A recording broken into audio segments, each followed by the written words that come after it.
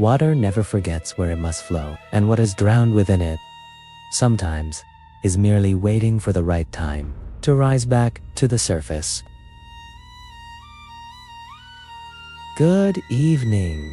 Welcome back to Journal 12. Tonight, we will open a dark archive from the year 2001, a tragedy tightly covered up by the residents of Sigiling Darat.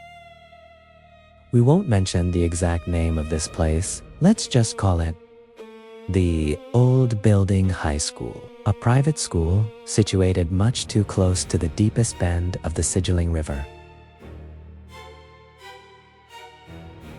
In 2001, Sigiling Darat was an area that became isolated every time heavy rain fell. Asphalt roads were not yet evenly distributed, replaced by red mud. In that school, the boundary between the land and the riverbed became incredibly thin, especially on a Camus wage, a specific Thursday in the Javanese calendar, in November, when the rain had been falling endlessly since dawn. The air inside the classroom felt extremely heavy, damp, cold, and clinging to the skin. The neon lights on the ceiling buzzed like giant flies, occasionally dying out, leaving the class in gray shadows. But the most disturbing part was the smell, the metallic stench of dried blood, mixed with the rot of river mud. The clock pointed to 2:15 p.m.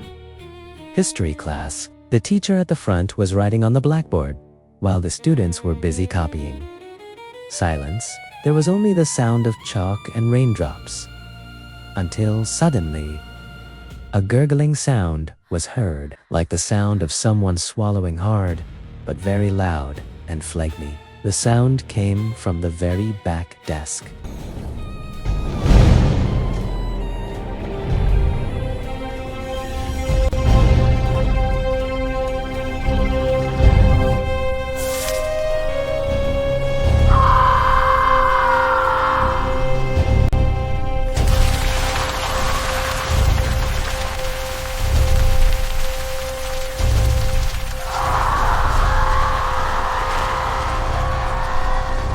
Panic exploded. The teacher ran over, intending to help, but before her hand could touch a girl named Nisa gripped the desk and leaped into a squatting position on top of it with the agility of a frog. Her fingers bent backward.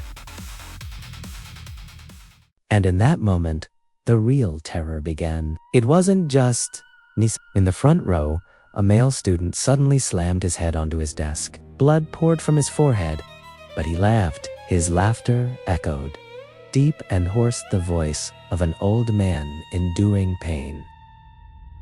In another corner, two female students fell to the floor, writhing like fish pulled onto land. They thrashed about, scratching the floor until their nails peeled off and bled. 4 people, 5 people, 6 people. The possession plague spread through eye contact and the thickening metallic stench. That classroom turned into hell. The temperature plummeted. The breath of those who were not possessed produced cold steam. The classroom door suddenly slammed shut from the wind and jammed. They were locked inside with something ancient, something crawling up from the bottom of Sigiling River.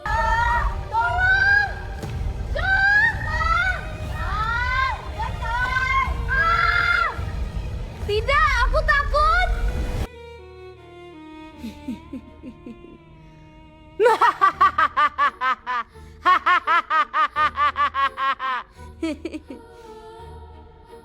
Their teacher, already pale as a ghost, tried to recite prayers with a trembling voice, begging for help.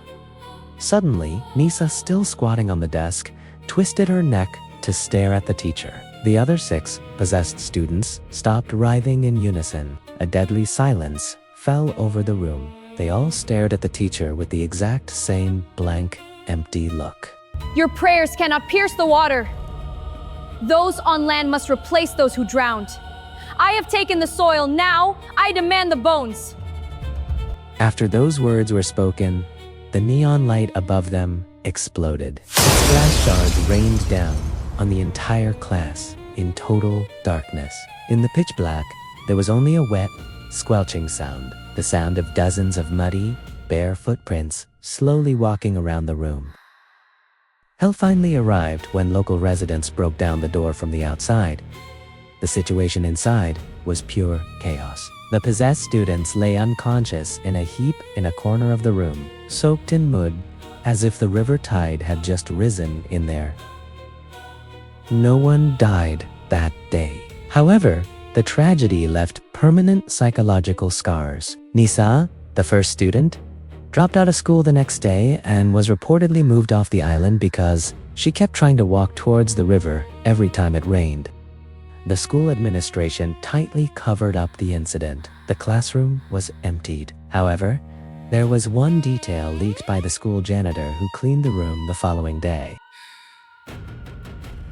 On the classroom walls, from the floor all the way to the ceiling, were hundreds of muddy handprints, and all of them, without exception, had 6 fingers.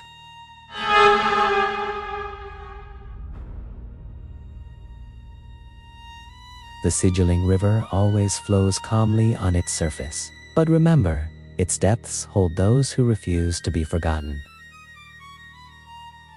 I am Jurnal 12. See you in the next entry. If it rains tonight and you smell mud inside your room, never look under your bed.